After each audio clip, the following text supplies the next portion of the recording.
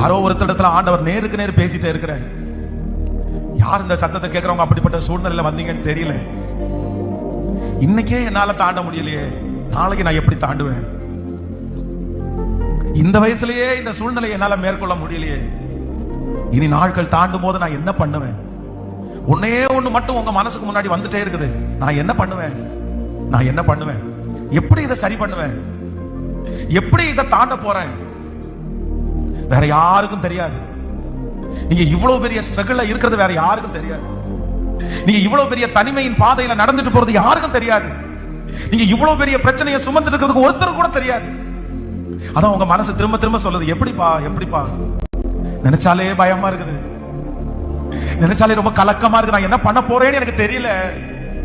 இன்னும் எத்தனையோ காலங்கள் இருக்கு, இன்னும் எத்தனையோ நாள் இருக்குது. எப்படி எப்படி எப்படி எப்படி எப்படி? ஆனா இந்த ஆராதனை வேளையில ஒரே ஒரு தேவனை நான் பார்க்கிறேன்.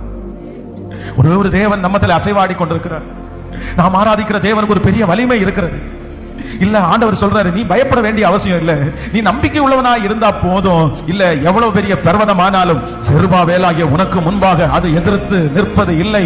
பெரிய பர்வதமே, அந்த பிரச்சனையை பார்த்து நான் கர்த்தர் வாக்கு கொடுக்கிறார். பெரிய பர்வதமே, என் மகனுக்கு முன்னாடி, என் மகளுக்கு முன்னாடி வெகு சீக்கிரத்திலே நீ சமபூமி ஆவா என்று கர்த்தர் கட்டளை இடுகிறார்.